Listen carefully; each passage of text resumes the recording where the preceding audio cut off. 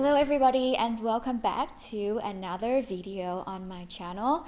Today we're gonna talk about a topic, a rising phenomenon in our social circle that hasn't been talked a lot about, and it is the cool girl trademarked phenomenon. The term cool girl actually came from a book by author Gillian Flynn. I think I got her name correctly. And it was later on made into a very popular movie. If you haven't watched it, you should go give it a try. It's amazing, and it's basically summarized a lot of the central ideas about this cool girl persona.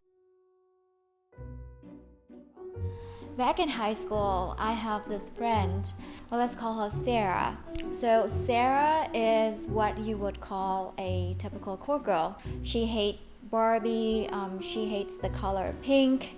She has a lot of guy friends though. According to her, guys are more honest, they are more straightforward, and overall more active and cooler. In addition to all of that drama, she had this cool persona that nothing really bothered her. This girl will always be on the guy's side, and I think this is central to the cool girl psychology. They see themselves, they're someone that will see the reasoning on the guy's side. If he's rude, then it's because he's honest. If he's uncaring, it's because he is too cool.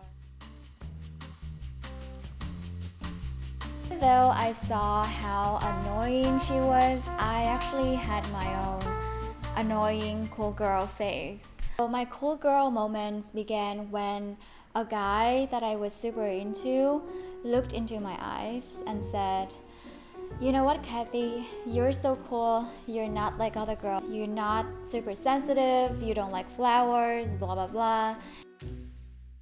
Back in high school, I didn't have a lot of friends, and this guy whom I was really into told me this, and it made me feel so validated. It made me feel like I'm finally seen. I'm finally, not invisible anymore. So much validation that it made me so proud of this side of me, this cool girl persona. And it is something that I hang on to for a really, really long time, and even to my disadvantage. So from that moment on, I have a lot of what I consider cool girl memories and cool girl regrets. So for example, I try to get rid of my woman, my female tendencies. I try to be not high maintenance, which is impossible because girls are high maintenance, period. I try to be less sensitive around things, but it was hard because my nature, as a creative person, I'm very sensitive. I try to get rid of my female interests. I was really into knitting, but I didn't let myself do it because I was afraid that people would look at me as, being too girly. I couldn't wear the color pink for a really long time, and now everything around me is pink. I even paid for dates because I want to show off to the guy about my independence and my cool girlness. I only have male interests. I play a lot of games. Actually, my family has an internet cafe. So as a teenager, I spent a lot of time there, which, I'm not very regretful of that, but I wish that I should have spent more time in other areas of my life. Behaviors and interests aside, I also cultivated this attitude of a true cool girl. Nothing really bothers me, even when you joke inappropriately, even when you talk about my appearance. And that attitude actually got me into trouble.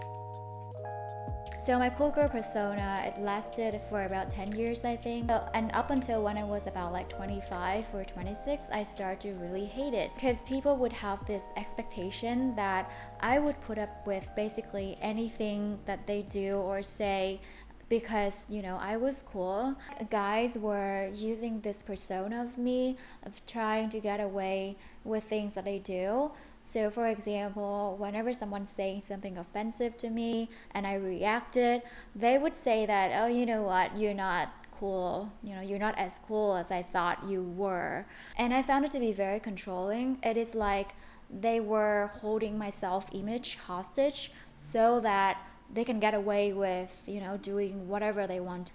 Eventually I also got very tired of pretending like everything is okay when it's not. When they say something offensive, I want to be able to react. I had to let go of my cool girl persona. But just so you know, I'm not making this video to bash the people or the behaviors. It's important to remember that at some point we were all victims to the societal pressure to behave like nothing really matters or nothing really bothers us, just because we wanted to stand out, just because we wanted to be seen. Anyway, that is it for today's video. If you found this relatable, or if you have been a cool girl, or you know someone who is a cool girl, please leave a comment. I would love to know about your story. I actually gotta go now, so hope you take care, and I'll see you in the next video. Bye.